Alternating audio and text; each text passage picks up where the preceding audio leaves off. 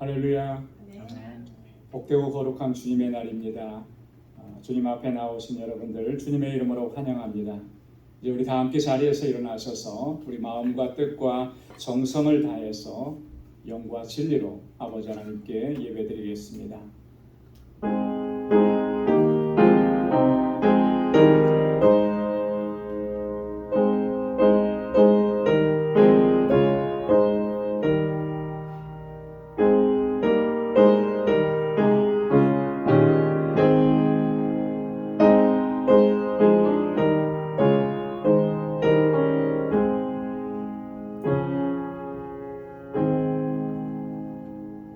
너희 권능 있는 자들아, 영광과 능력을 여호와께 돌리고 돌릴지어다.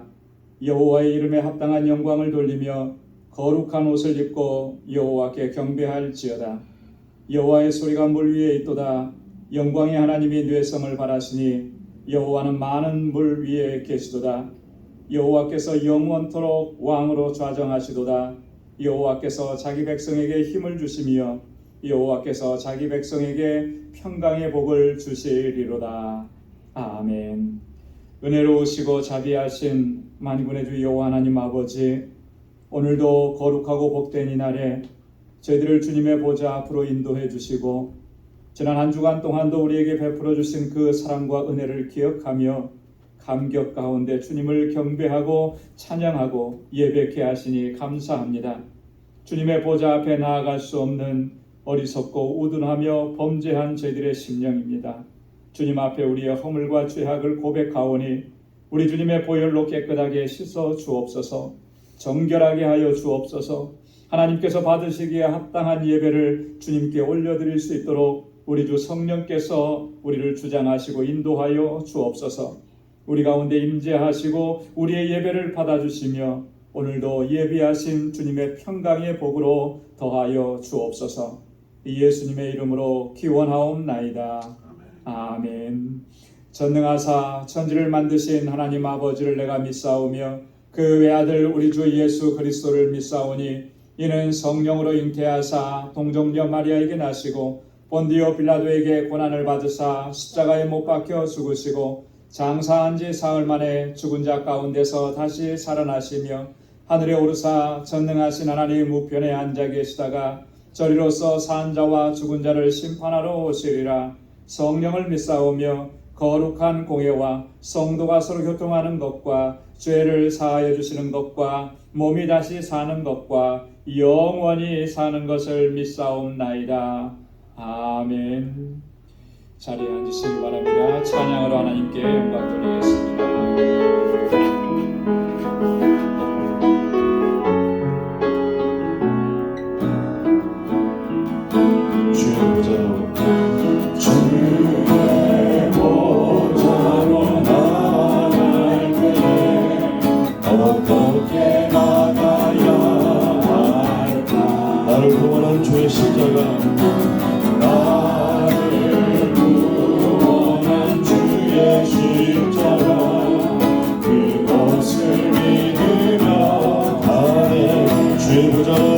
나의 주께 부족하나 주의 보좌로 나아갈 때에 나의 여전히 부족하다. 나를 부으신 주의 그 사랑 이것을 믿으며 가네. 자격 없는 내 힘이 아닌 자격 없는 내 힘이 아닌 오직 예수님의 보혈. 자격 없는 내 힘이 아닌 오직 예수님의 보혈로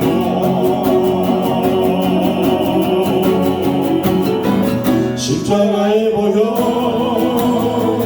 완전하신 사랑 힘입어 나갑니다. 십자가의 보혈 완전하신 사랑 힘입어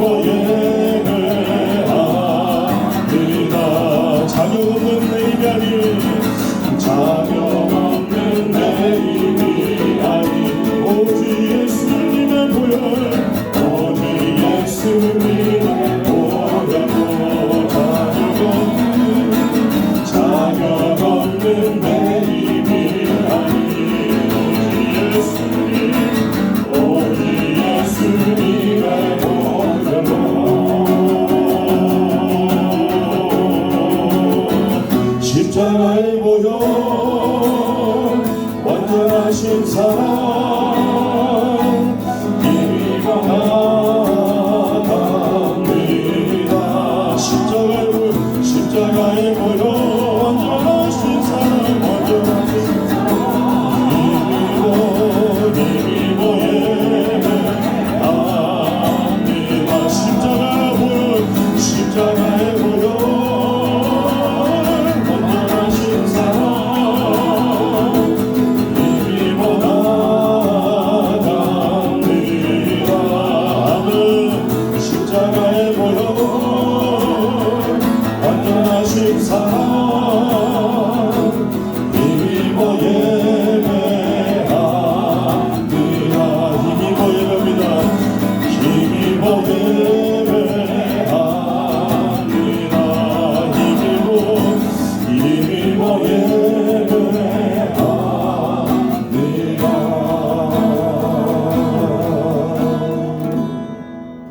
아멘.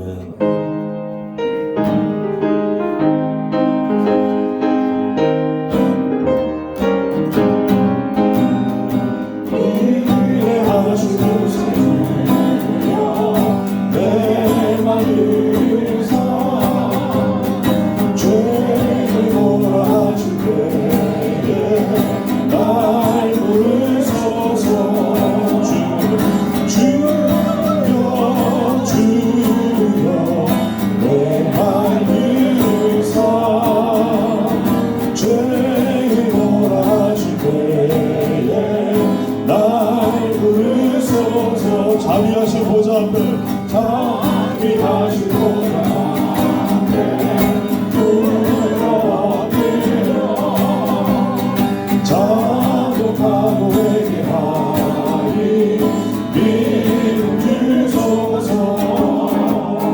주여 주여 내 말 들으사 죄인 오라신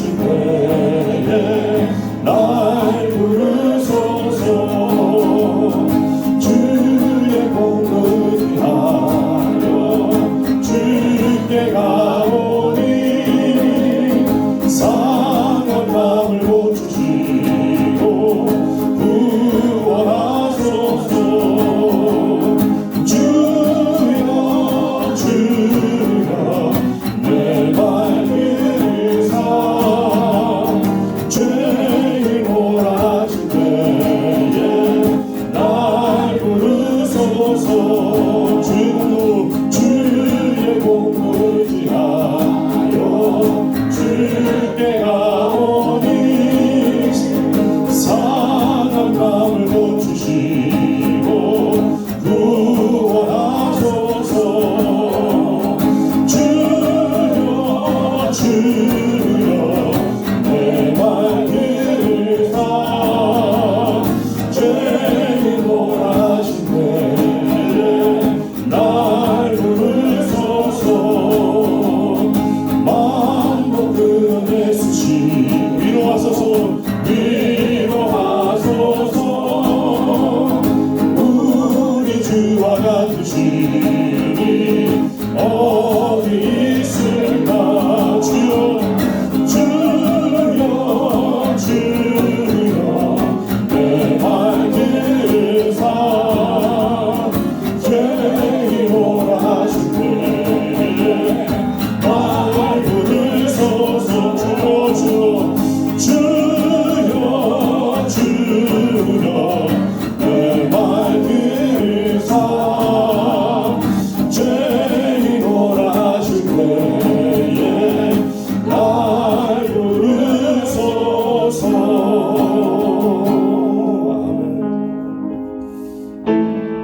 다 함께 자리에서 일어나셔서 찬양드리겠습니다.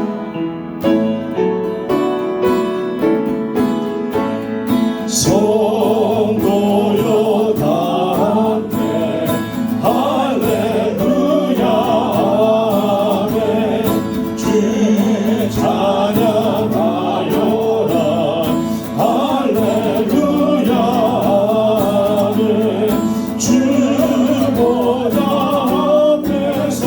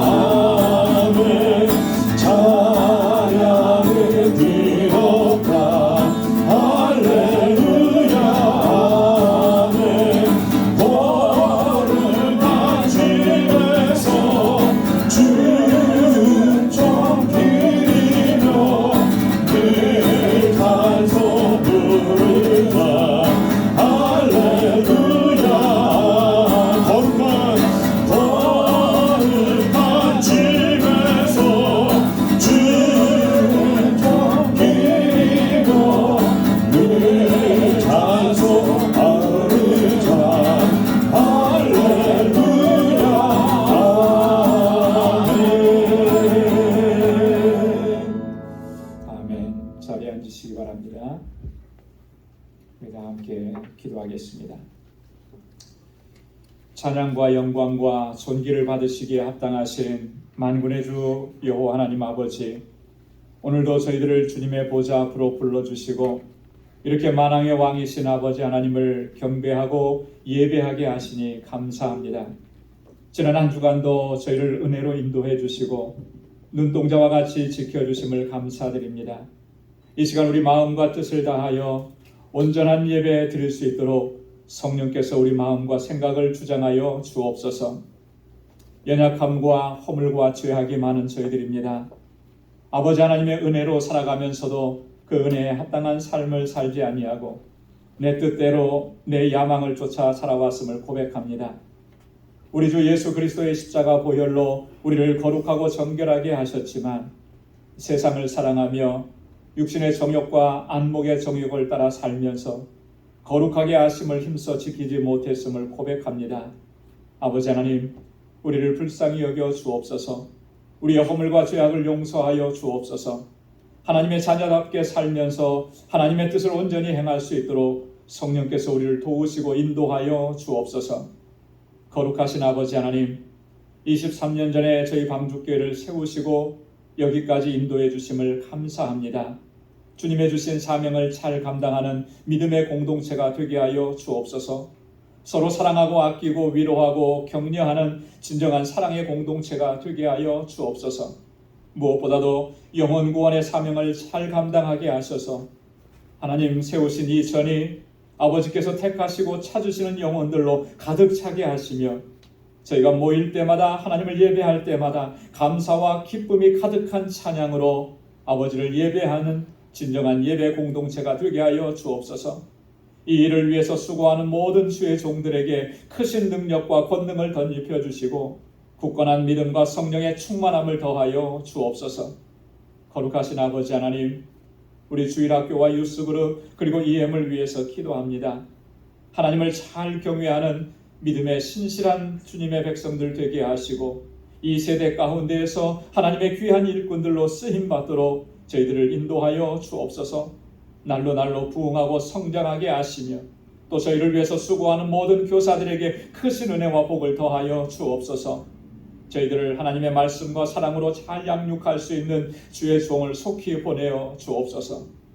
사랑의 아버지 하나님, 땅끝까지 이르러 생명의 복음을 전하고 있는 우리 모든 선교사님들과 그 가족들을 지켜 주옵소서. 그 사역 후에 기름 부어 주시사 하나님께서 기대하시는 아름다운 열매가 가득하게 하시고 그 사역에 필요한 모든 것들을 채워주시사 부족함이 없도록 인도하여 주옵소서. 특별히 우리 알라메다 방주교회를 지켜주옵소서. 그 지역의 영혼들을 주님께로 돌아오게 하는 이 귀한 사역을 잘 감당하는 구원의 방주가 되게 하여 주옵시고 우리 성득수 선교사님과 또 함께하는 모든 동역자들에게 크신 은혜와 능력을 더하여 주옵소서. IT의 전국을 속히 안정되게 하셔서 모든 사역들이 다시 정상으로 회복되게 하시고 우리 모든 선교사님들 안전하게 지켜 주옵소서. 자비하신 아버지 하나님, 우리 방주 권속들의 삶을 감찰하여 주옵시고 저희의 부르짖는 간절한 간구에 귀를 기울여 주시사 응답하여 주시고 주님의 은혜와 평강을 더하여 주옵소서. 육신의 연약함과 고통을 깨끗하게 치료하여 주옵소서. 광야와 같은 삶 가운데에서도 소망을 잃지 않게 하시며 삶의 질고와 곤고함 속에서도 아버지 하나님의 선하심을 발견할 수 있는 그 은혜를 허락하여 주옵소서. 그리하여 항상 기쁨과 감격 속에서 하나님을 찬양하며 참된 예배자의 삶을 살게 하옵시고 세상 가운데 빛과 소금이 되게 하시고 복의 근원된 삶을 살아가게 하시며 그리스도의 아름다운 향기를 드러내는 삶을 살아갈 수 있도록 주님 인도하여 주옵소서. 아버지 하나님, 우리 방주 권속들의 가정과 저들의 일터와 믿음의 기업을 견고하게 지켜주시고 평안케 하여 주옵소서. 우리 사랑하는 자녀손들을 의의 길로 인도해 주시고 귀하게 쓰임받는 믿음의 일꾼들이 다 되게 하여 주옵소서. 우리의 예배를 받으시기에 합당하신 거룩하신 아버지 하나님, 오늘 이 시간도 주의 백성들이 드리는 이 예배를 기뻐 흠양하여 주옵시고 오늘도 세상이 줄 수 없는 오직 하나님께서만 주실 수 있는 참된 평안을 우리에게 허락하여 주옵소서. 우리를 죄와 사망 가운데서 구원하셔서 거룩한 하나님의 백성으로 삼아주신 우리 주 예수 그리스도의 이름으로 간절히 기도드리옵나이다. 아멘.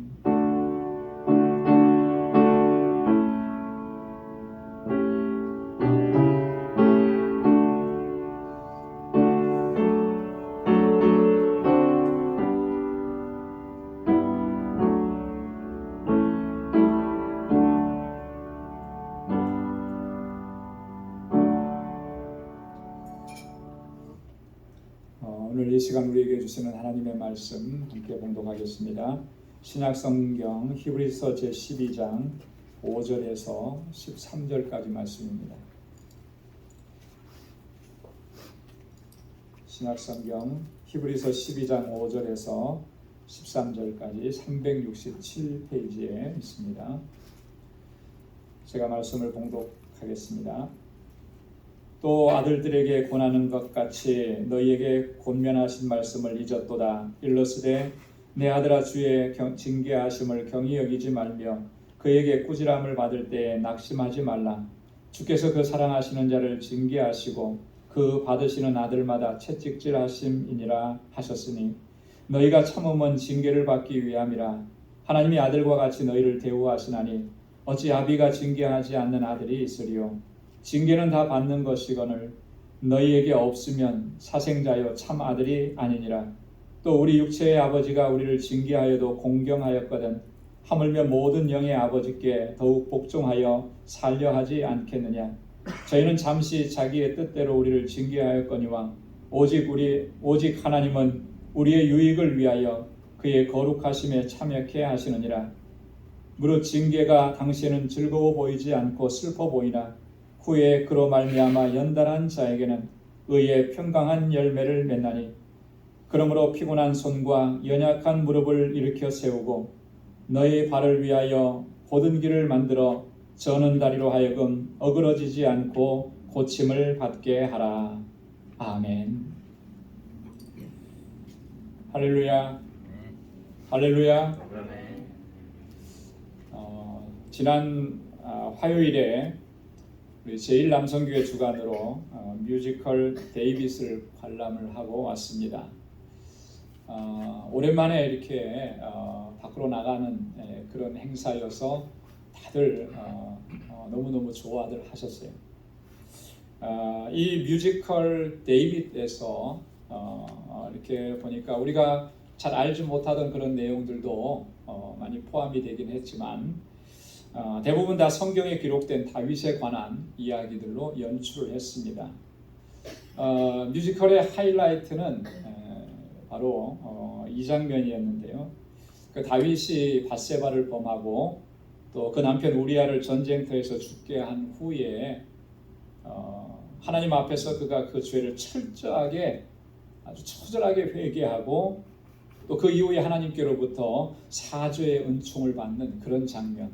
이 장면이 정말 하이라이트였다라고 하는 거죠. 그래서 그 장면은 우리에게 참 큰 감동을 주었고 또 그 은혜로웠고 그랬었습니다.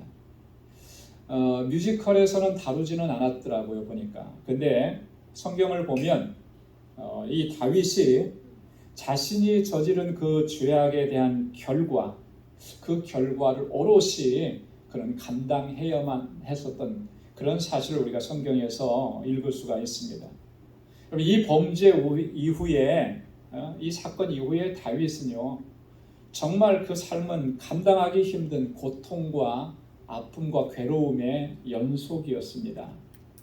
아마도 그 사건 이전까지는 다윗이 정말 사울에게 쫓겨다니면서 힘들고 어려운 점은 있었지만 그거 다 이렇게 감당할 수 있었고 또 그것이 오히려 하나님께서 주시는 더 은혜의 사건들이었어요. 근데 이 사건 이후로는 다윗이 정말 고통스러운 일들을 겪는 거예요. 사울에게 쫓겨다니는 것보다도 더 고통스럽고 가슴 아프고 이 마음이 찢어지는 그런 일들을 겪는 거죠.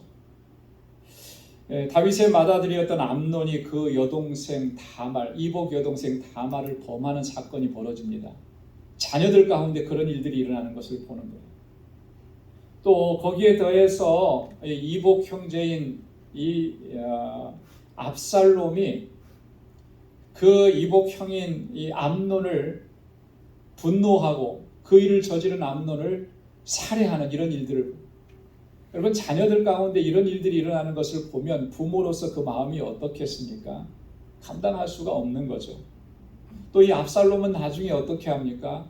아버지에 대한 원망, 아버지에 대한 분노를 가지고 아버지를 반역하는 일까지 벌어져요. 그걸로 끝났으면 되는데 이 압살롬은 또 마지막에 어떻게 죽습니까?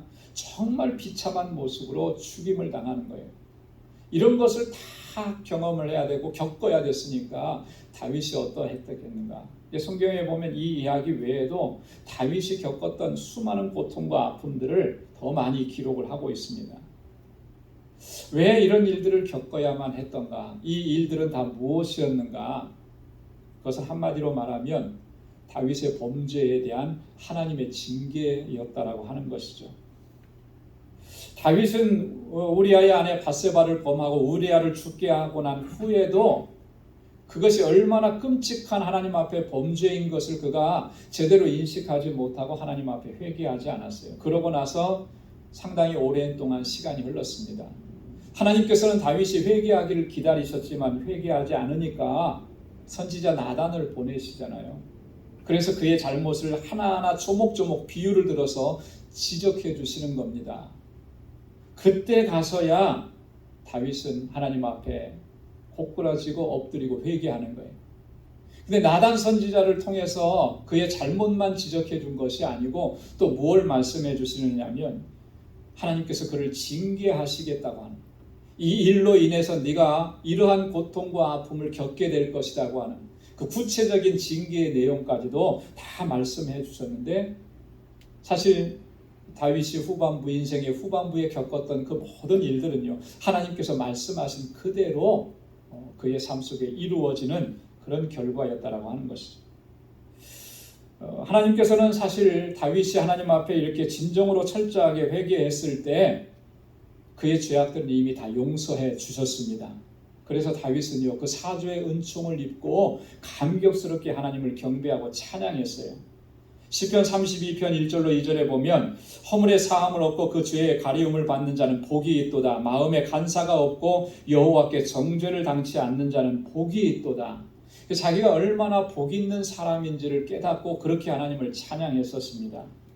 자, 그런데 하나님께서는 이 다윗의 죄악들을 다 용서해 주셨지만 그 죄에 대한 징계까지 다 거두어 가시지는 않으셨다라고 하는 거예요. 죄의 결과는 오롯이 다윗이 책임져야 되는 다윗의 몫이었다라고 하는 거예요. 그래서 다윗의 인생의 후반은 그토록 고통스러웠다라고 하는 것입니다. 여러분, 이것을 생각할 때 저는 좀 그런 생각이 들었어요. 하나님께서 왜 그렇게 하셨을까? 이미 용서해 주셨다면 그 다음에 징계도 내리시지 않는 것이 당연한 거 아닌가? 용서해 주셨는데 왜 또 벌을 내리셔서 그 징계를 당하게 하십니까? 그 징계를 당하고 벌을 당하는 것이라면 하나님께서 완전하게 다 용서해 주시지는 않은 거 아니냐? 그런 의문이 들기도 하더라고요. 여러분들은 어떻게 생각하십니까? 아마 그렇게 생각하시는 분들이 계실 것 같아요. 용서해 주셨으면 그 다음에 벌을 내리시지 말아야지 왜 또 벌까지 내리시는 것일까? 아마도 우리가 이렇게 생각하는 것은 이 징계에 대해서 우리가 좀 오해를 하고 있기 때문에 그런 거 아닌가 생각이 들어요. 하나님께서 내리시는 징계를 우리가 잘 이해하지 못하는 거죠. 징계라고 하는 것을 부정적으로만 바라보는 것입니다. 사실 징계가 부정적인 요소가 있지요. 어떤 부정적인 요소입니까? 징계를 받으면, 벌을 받으면 아픈 거예요. 고통스러운 것입니다. 때로는 그것이 수치스러운 것이에요. 그래서 그런 부정적인 것 때문에 이런 징계를 그렇게 생각하는 경향이 있습니다. 그러나 여러분, 하나님께서 우리에게 내리시는 징계는 그런 부정적인 측면이 있는 것은 물론 있겠지만 그게 본질적인 것은 아니라는 거예요. 여러분, 하나님의 징계는요, 본론적으로 본질적으로 긍정적인 것입니다. 이 긍정적이라고 하는 말은 뭐냐면 우리에게 유익하게 하시기 위해서 그 징계를 허락하신다라고 하는 거예요. 오늘 본문에 있는 말씀들이 그 징계의 유익이 무엇인지를 우리에게 구체적으로 말씀을 해주시는 겁니다. 본질적으로 이 징계의 목적은 어디에 있겠습니까? 우리의 잘못된 부분들, 우리의 범죄한 부분들을 바로 고치는 데 있는 거예요. 하나님께서 우리에게 매를 내시고 채찍질을 하셔서라도 우리를 바로 세우시기 위해서 징계를 허락하신다라고 하는 거예요. 그래서 이 징계라고 하는 말은 헬라어로 보면 그 의미가 뭐냐면 훈련시킨다라고 하는 그런 의미입니다. 훈육한다라고 하는 거예요. 마치 부모님이 어린아이들, 우리 자녀들이 잘못했을 때 때로는 채찍질을 하고 매를 내고 그렇게 해서라도 훈계하고, 그래서 자녀들이 다시는 그 잘못된 일을 하지 않도록 하는 것과 같은 거예요. 그래서 이 징계는 훈련이다, 하나님의 훈련이다라고 하는 거예요. 여러분, 이 징계를 생각할 때 어떤 분들은 이것은 심판이다 이렇게 생각하는 분이 있는데, 여러분, 징계는 심판이 아닙니다. 징계와 심판은 완전히 다른 개념입니다. 징계라고 하는 것은 앞에서도 말씀드린 것처럼 우리의 잘못된 부분들을 고쳐서 바로 세우는 데 그게 목적이 있는 거예요.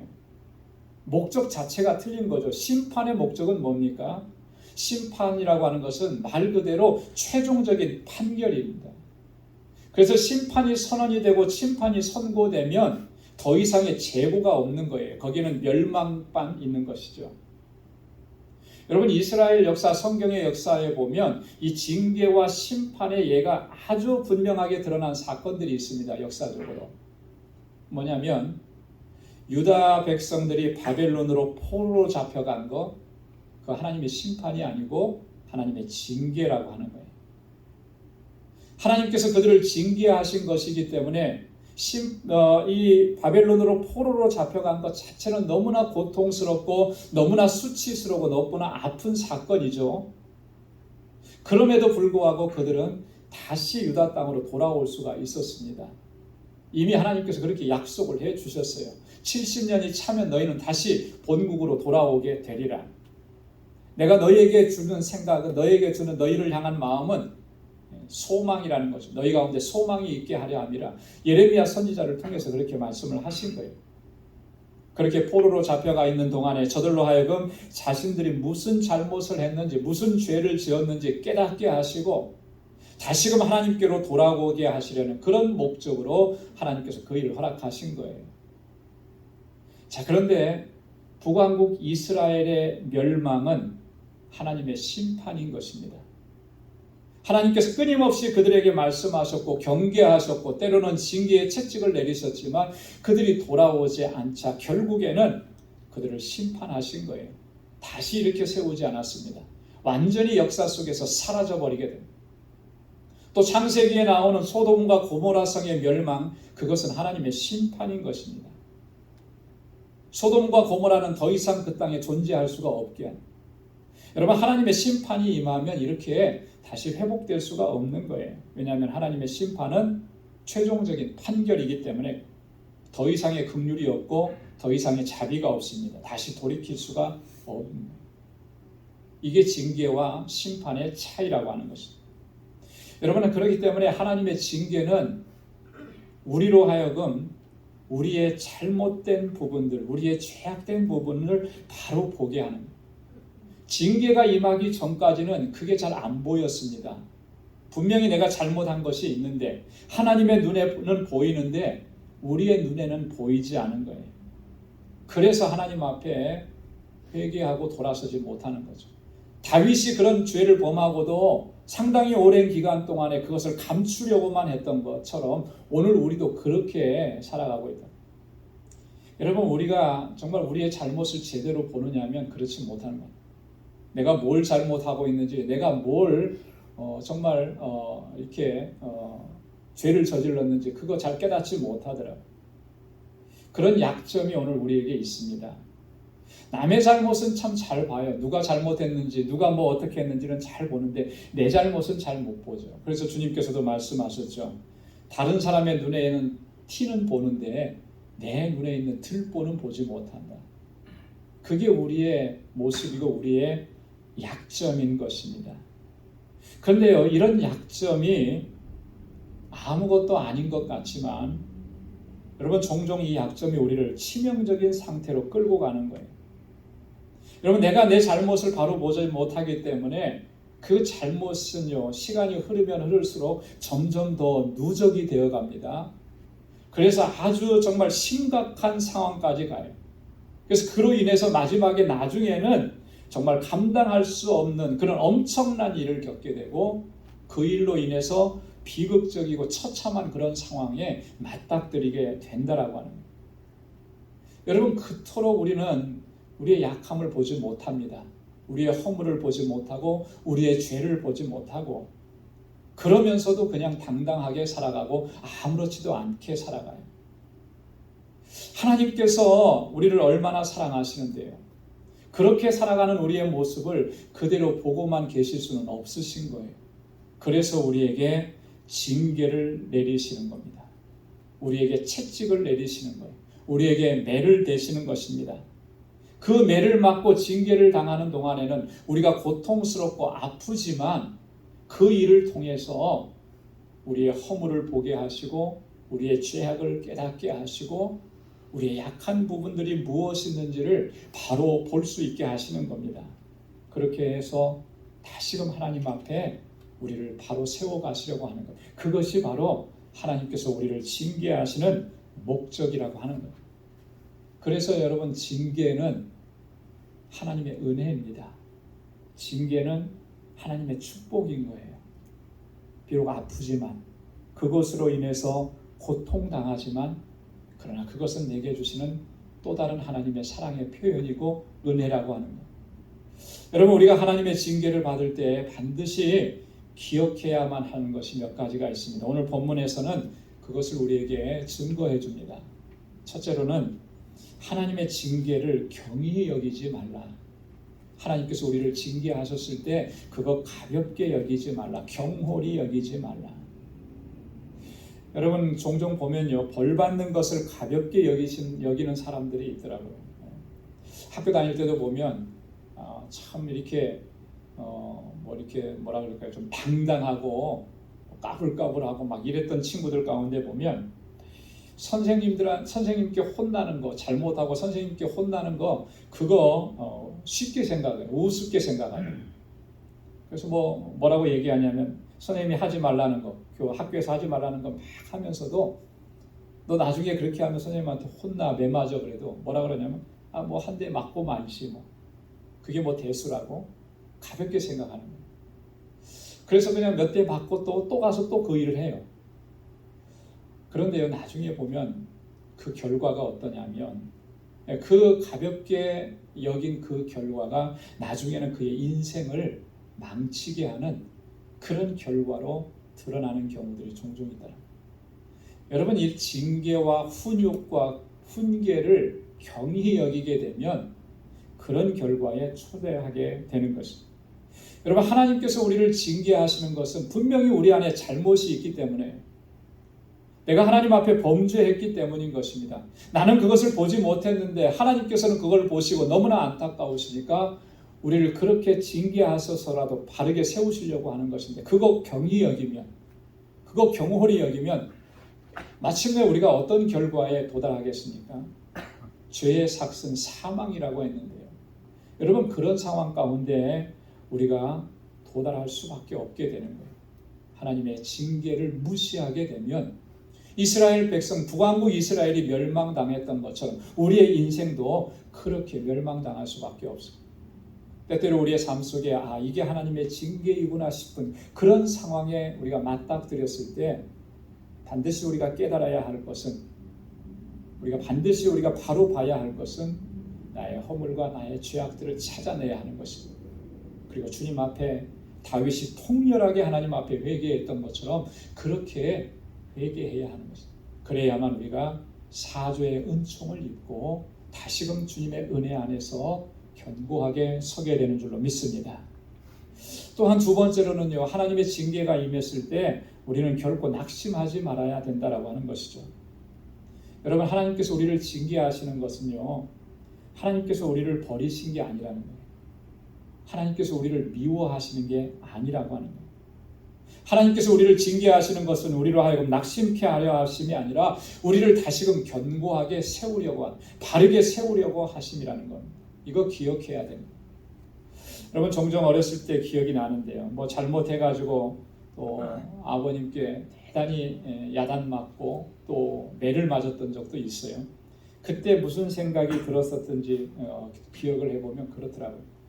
그렇게 매를 맞을 때 아버지가 나를 미워하시는 것 아닌가, 이러다가 나를 완전히 내쫓아 버리시는 것 아닌가. 아버지가 돌아가셨으니까 하는 얘기인데요. 야단치면 꼭 뭐라 그랬냐면 현관 바깥으로 속옷만 입혀서 내보냈어요. 그러면 얼마나 그게 부끄럽고 창피하고, 그때 드는 생각이 뭐냐면 이제는 아버지가 나를 버리셨나 보다. 이 집안으로 다시 들어가지 못하면 어떡하나. 그런 생각이 들어서 굉장히 낙심되고. 여러분, 우리가 징계에 대해서 이렇게 생각하는 부분이 있기 때문에 하나님께서 우리를 징계하실 때도 그런 낙심이 들 때가 있어요. 그러나 하나님의 징계는 결코 그런 게 아니라는 거죠. 오늘 본문의 말씀에 보면 뭐라 그랬습니까? 하나님께서 여전히 우리를 사랑하신다는 증거라고 하는 거예요. 하나님께서 우리를 받으셨다라고 하는 증거가 바로 그 징계 안에 있다라고 하는 거예요. 그래서 오늘 6절 말씀에 보니까 주께서 그 사랑하시는 자를 징계하시고 그 받으시는 아들마다 채찍질 하심이니라. 하나님께서 우리를 받으시고 하나님께서 우리를 사랑하셨기 때문에 그렇게 징계하시고 채찍질 하셨다라고 하는 거죠. 하나님께서 사랑하시지 않는데 그렇게 하실 이유가 뭐가 있겠습니까? 하나님께서 받으시지 않았는데 그렇게 하실 이유가 뭐가 있겠습니까? 다 버리고 마지막 심판대 앞에 서도록 그렇게 하시는 거죠. 7절과 8절 말씀에도 보면 하나님께서 우리를 극진히 사랑하시고 우리를 아들과 같이 대우하신다 그랬습니다. 너희가 참음은 징계를 받기 위함이라. 하나님이 아들과 같이 너희를 대우하시나니 어찌 아비가 징계하지 않는 아들이 있으리요. 징계는 다 받는 것이거늘 너희에게 없으면 사생자요 참 아들이 아니니라 그랬습니다. 징계가 없으면 참 아들이 아니래요. 징계가 없으면 너희는 사생자랍니다. 하나님께서 우리를 사랑하시기 때문에, 아들과 같이 대우하시기 때문에 그렇게 징계하신다고. 그렇기 때문에 우리가 낙심할 이유가 없는 거예요. 낙심해서도 안 된다라고 하는 것이죠. 여러분, 징계는 앞에서도 말씀드린 것처럼 하나님께서 우리를 사랑하시는 하나님의 사랑의 또 한 모습이라고 하는 것, 우리가 꼭 기억해야 하는 것입니다. 어떤 분이 그런 말을 했습니다. 부모가 자녀를 정말 잘 양육하려면, 우리 자녀들이 바르게 잘 자라가도록, 건강한 인격체로 자라가도록 잘 양육하려면 부모는 두 가지의 얼굴을 가져야 한다. 두 개의 얼굴을 가져야 한다. 하나의 얼굴은 뭐냐면 인자하고 부드럽고 사랑스러운 얼굴이라는 거예요. 칭찬해주고 격려해주고 마음껏 사랑해주는 그 모습이 있어야 돼요. 또 하나의 얼굴은 뭐냐면 그가 잘못했을 때에 정말 단호하게 엄하게 그렇게 징계할 수 있는 이 얼굴을 동시에 다 가지고 있어요. 이 둘 중에 하나만 있으면 그 자녀는 잘못 자란다라고 하는 거죠. 여러분, 잘한 일이 있는데도 칭찬하지 아니하고 무조건 잘못한 것만 야단치고 하면 그 자녀가 어떻게 되겠습니까? 그 인격이 바르게 성장해 가겠어요? 바르게 성장할 수가 없는 거예요. 요즘에 금쪽 상담소 그런 것들을 종종 보는데요. 어린 아이들이 문제 행동과 문제가 있는 것을 상담하러 오는 거예요. 근데 쭉 관찰하면서 보면 그 문제의 원인이 다 누구에게 있냐면 다 부모님에게 있더라. 많은 경우에 보면 자녀를 너무나 엄격하게 훈육을 해서 이 아이가 그것에 대한 반대적인 성향들이 나타나는 거예요. 공격적인 성향들이 나타나고. 여러분, 또 사랑한다고 좋아한다고 좋은 것만 다 해주고 잘못한 거 있는데도 거기에 대해서 지적하지 않으면 정말 안하무인격이 되는 거죠. 가족들에게만 그래도 다행일 텐데 나아가서 사회생활에도 그런 일들이 벌어지게 돼요. 그래서 이 두 가지 모습이 다 있어야 되는 거예요. 하나님께서 우리를 하나님의 백성으로 바로 세우시기 위해서, 또 하나님께서 주신 사명을 잘 감당하게 하시기 위해서 하나님은 항상 이렇게 우리에게 이 두 가지 모습으로, 두 가지 얼굴로 우리를 대하시는 거예요. 그런데 엄밀하게 따져보면 이 두 가지는 두 가지 모습이 아니라 하나라고 하는 거예요. 뭡니까? 하나님의 사랑이라고 하는 거죠. 우리를 긍휼히 여기시고 우리를 한없이 품어주시는 사랑이 있는가 하면, 또 때로는 하나님께서 징계하시고 책망하시고 채찍질하시는 사랑으로 우리를 하나님 앞에 바로 세워가십니다. 그게 하나님의 사랑입니다. 그렇게 하나님은 항상 우리를 인도해 주시는 것입니다. 여러분, 하나님께서 우리를 징계하시는 목적에 오늘 본문에서 히브리서 기자는 결론적으로 이렇게 얘기합니다. 11절 말씀해 보니까 무릇 징계가 당시에는 즐거워 보이지 않고 슬퍼 보이나 후에 그로 말미암아 연단한 자에게는 의의 평강한 열매를 맺나니. 여러분, 하나님께서 우리를 그렇게 훈련시키시고 우리를 연단하신 후에는 우리로 하여금 의의 평강한 열매가 맺혀지게 하신다라고 하는 겁니다. 여기 연달한다라고 하는 말이잖아요. 연달한다라고 하는 말은요, 헬라어 의미에 보니까 그런 거예요. 코치가 선수를 훈련시키는 거예요. 여러분, 정말 훌륭한 선수 뒤에는 훌륭한 코치가 있잖아요. 엄격한 코치가 있습니다. 그런 코치 밑에 훌륭한 선수가 나오는 거예요. 요즘에 유럽에서 뛰고 있는 손흥민 선수가 대단하죠. 근데 손흥민 선수를 얘기할 때마다 항상 부각되는 사람이 있는데 누구냐면 손흥민 선수의 아버지. 그가 정말 엄격하게 그 아들을 훈련시키셨기 때문에, 어느 코치보다도 더 진지하게 아들을 훈련시켰기 때문에 그런 훌륭한 선수가 나오게 된 것이라는 거죠. 연달한다라고 하는 말은 그런 의미입니다. 코치가 선수를 훈련시키시듯이 하나님께서 자녀된 우리들을 그 징계를 통해서 훈련시키는 거예요. 그걸 감당해낼 수 있게 하시는 거예요. 그 훈련시키는 이유가 뭐냐면 우리로 하여금 이 의의 평강한 열매를 맺기 위해서, 성령의 충만한 열매를 맺으면서 하나님 기뻐하시는 열매를 맺으면서 그렇게 하나님의 영광을 위해서 하나님께 영광 돌리는 삶을 살아갈 수 있게 하시기 위해서 우리에게 징계를 내리시는 거예요. 근데 그 징계가 당시에는 즐거워 보이지 않는다, 슬퍼 보이지, 그러나 후에는 어떻게 된다 그랬습니까? 의의 평강한 열매를 맺게 하신다. 여러분, 우리의 잘못을 깨닫게 하시고 그것을 바로 보게 하시고 하나님 앞에 철저하게 회개하게 하시고, 그리고 하나님께서 우리를 훈련시키셔서 의의 열매가 가득한, 평강의 열매가 가득한 삶을 살아갈 수 있도록 인도해 주시는, 그게 바로 하나님께서 우리에게 징계하시는 징계의 목적이라고 하는 것입니다. 여러분, 오늘 우리가 때때로 이렇게 하나님께서 나를 징계하시는 것 같은 그런 상황 가운데 놓였을 때, 여러분, 하나님께서 그러한 섭리와 역사로 나를 인도하시고 계신다라고 하는 것을 우리가 바로 깨닫고 주님 앞에 나를 온전히 세워가고 또 하나님께 온전히 의지하고 주님의 선하신 인도하심을 따라갈 수 있는 우리 모두가 될 수 있기를 주님의 이름으로 축원합니다. 기도하겠습니다. 자비하시고 은혜가 풍성하신 하나님, 고맙고 감사합니다. 오늘도 저희들을 사랑하시사 주의 보좌 앞으로 인도해 주시고 이렇게 하나님을 경배하고 찬양하고 예배케 하시며 또 우리의 심령 가운데 하나님의 말씀을 또 들려주셔서 감사합니다. 허물과 죄악이 많은 저희들입니다. 그러면서도 그것을 깨닫지 못했던 저희들입니다. 하나님, 우리로 하여금 그걸 바로 깨닫게 하시고 다윗처럼 주님 앞에 나와서 처절하게 통회하고 자복하게 하시고, 하나님께서 나를 징계하실 때 그 징계하심을 통해서 우리가 하나님 앞에 바로 세움을 입고 하나님께서 기대하시는 열매를 풍성하게 맺는 삶으로 나아갈 수 있도록 인도해 주옵소서. 주님, 우리를 부르시는 그날까지 온전히 주님만 의지하고 주님의 뜻대로 행할 수 있는 우리 모두가 되게 하여 주옵소서.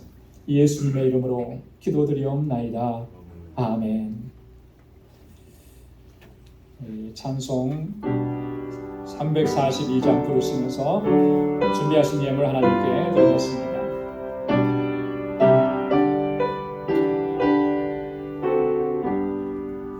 어려워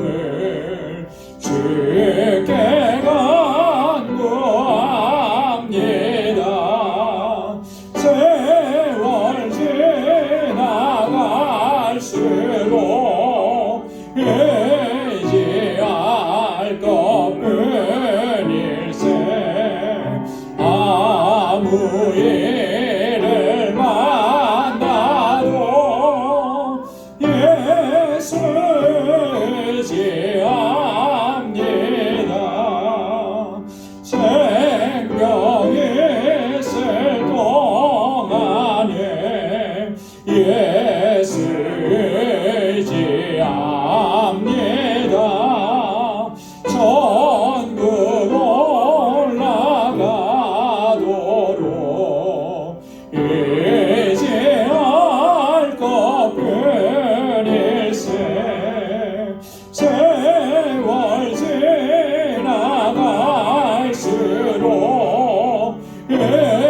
의지할 것뿐일세.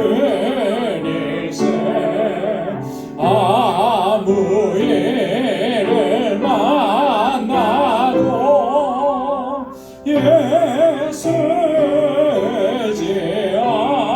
지합니다. 아멘. 나 가진 모든 것 다 주의 것이니 그 많은 귀한 선물을 다 주께 바치네.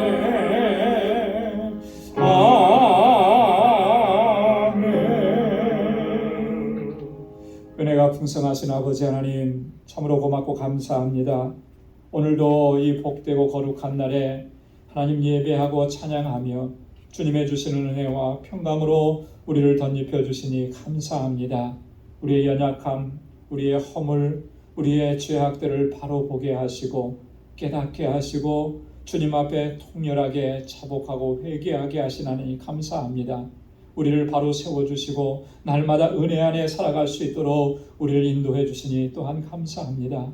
하나님, 내 삶에 이루어진 모든 것들이 하나님의 은혜인 것을 오늘도 깨닫게 하시고 하나님 그 감사와 감격의 마음으로 주님 앞에 우리에게 허락해 주신 물질을 구별하여 감사의 예물로 올려드립니다. 하나님 받아 주옵소서.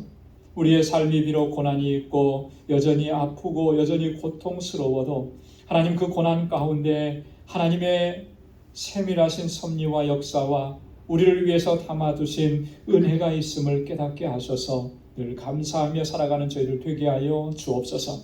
아버지 하나님, 11조의 예물 주님 앞에 올려드리며 하나님께서 나의 주인 되심을 고백하고 주의 뜻대로 온전히 순종하게 노라고 이 시간 결단합니다. 우리의 연약함을 불쌍히 여겨주시고 주님의 강건함으로 붙들어 주옵시고 날마다 주님의 능력 안에서 승리의 삶을 살고 오직 하나님께만 영광 돌리는 삶을 살아가는 저희들이 되게 하여 주옵소서. 선교의 예물을 주께 올려드립니다. 이 예물이 쓰여지는 곳에서 하나님께서 행하시는 놀라운 역사들을 하나님 체험하고 목도할 수 있는 은혜 또한 허락해 주시고 주님께서 우리에게 주신 그 사명, 우리를 부르시는 날까지 증인된 사명을 온전히 감당할 수 있는 우리 방주 권속들 한 사람 한 사람 다 되게 하여 주옵소서. 건축 예물을 구별하여 주께 올려드립니다. 주님의 몸된 교회 하나님의 뜻을 두시고 세워주셨는데 진정한 믿음의 공동체로, 아름다운 사랑의 공동체로, 소망의 공동체로 든든하게 세워주옵소서. 이 일을 위해서 늘 수고하고 애쓰는 모든 주의 종들에게 하나님 평강을 더하여 주시고 눈물로 기도하는 저희의 기도를 하나님 들어주시고 헌신하는 그 수고와 헌신을 하나님 받아 주옵소서. 하나님, 부재의 예물을 주께 올려드립니다. 우리의 이웃을 내 몸과 같이 사랑할 수 있는 저희들 되게 하시고 내게 허락해 주신 그 은혜와 복을 이제는 나누며 살게 하셔서 하나님 축복의 통로가 되는 복된 삶을 살아가도록 도와주옵소서. 아버지 하나님, 우리 사랑하는 성도들 이제 또 한 주간의 삶을 향하여서 발걸음을 내딛습니다. 주님들 동행하여 주옵시고 언제나 주님과 함께하는 삶을 살아가는 우리 권속들이 되게 하여 주옵소서. 어느 곳에 있든지 무엇을 하든지 누구를 만나든지 항상 있는 그 자리에서 복의 근원된 삶이 되게 하시고 하나님께 영광 돌리는 복된 삶이 되게 하여 주옵소서. 모든 것 감사하옵고 예수님의 이름으로 봉헌기도 드리옵나이다. 아멘. 우리 전후좌우에 계신 분들과 함께 인사 나누시기 바랍니다. 샬롬, 주님의 평강이 함께 하길 바랍니다. 우리 악수도 해주시고요. 사랑합니다. 축복합니다. 늘 강건하시고 하나님의 은혜가 가득하길 바랍니다. 우리 마음껏 축복의 인사를 나누기 바랍니다. 그리고 오늘 영상으로 예배를 드리시는 모든 분들에게도 하나님께서 같은 은혜와 복으로 가득히 채워주시기를 바랍니다. 우리 교회 소식을 전해드리도록 하겠습니다. 우리 갑자기 날씨가 많이 더워져서 또 건강에 또 이상이 생기시는 분들도 계시고 하더라고요. 여러분 건강 잘 챙기시고 늘 강건하시기 바랍니다. 오늘 권면의 말씀을 드립니다. 우리 예배에 대해서 항상 강조하고 또 강조합니다. 늘 기억하시고 언제나 예배에 최선을 다해 주시기를 부탁드립니다. 그리고 말씀을 묵상하고 기도하는 생활, 개인의 영성 생활을 위해서 하루도 끊이지 말아야 되는 것이죠. 우리가 육신의 건강을 위해서 늘 우리가 식사를 거르지 않고 좋은 것을 먹으려고 하는 것처럼, 물도 좋은 물을 마시려고 하는 것처럼 우리 영적인 건강을 위해서 하나님의 말씀을 섭취해야 돼요. 읽고 묵상하고 또 늘 기도하면서 또 하나님과 동행하는 삶이 되기를 바랍니다. 우리 선교 바자회 6월 11일에 있습니다. 여러분 기도해 주시고 같이 협력해 주시길 바라고, 오늘 일부 예배 후에 우리 준비위원들 모임을 갖겠습니다. 준비위원은 선교부원들과 각 선교의 임원들 또 친교부원 이렇게 참석해 주시면 되겠습니다. 그리고 6월 5일 주일에 이 바자회에 앞서서 먼저 우리 교우들을 위한 바자회를 먼저 하도록 하겠습니다. 물건이나 이런 것들을 이제 구입하고 싶으신 분도 계시다고 해서 그러면 한 주 전에는 우리 교우들을 위한 바자회 하고 그저 토요일에는 전체 바자회를 하자 이렇게 했어요. 그래서 물품 바자는 6월 5일 주일에 하고요. 또 5월 29일 주일과 6월 4일 토요일 이를 위해서 우리 그 바자 물품들을 정리를 좀 해야 됩니다. 그래서 우리 이여선교회 또 삼여선교회가 중심이 되어서 또 우리 정리하는 일에 또 함께 협력해 주시면 고맙겠습니다. 오늘 구역장 교사 모임이 2부 예배 친교 후에 있습니다. 모두 참석해 주시기 바랍니다. 오늘 제2여성교회 원리회가 2부 예배 후에, 이때도 친교 후죠? 친교 후에 모이도록 하겠습니다. 우리 선교지 소식을 간단하게 말씀드리겠습니다. 우리 알라메다 방주교회 사역이 다시 재개되었습니다. 그래서 주일 모임이 시작되었고 또 주중에는 방과후 학교 모임이 이제 시작이 되었습니다. 그리고 선교사님이 따로 또 개척하셨던 그 시내에 있는 교회, 그 교회도 다시 모임을 시작하셨다 그래요. 그래서 모든 것들이 다 정상적으로 지금 움직이고 있는데 여러분 위해서 또 많이 기도해 주시기를 부탁드리겠습니다. 이제 다 함께 자리에서 일어나셔서 마지막 427장 1절 부르시겠습니다.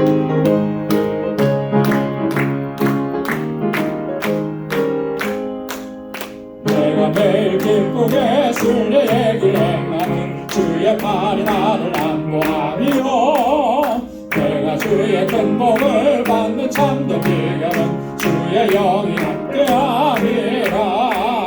성령이 계시네 할렐루야 함께하시네. 좁은 길을 걸음도 만나 기뻐하는 것 주의 영이 함께함이라.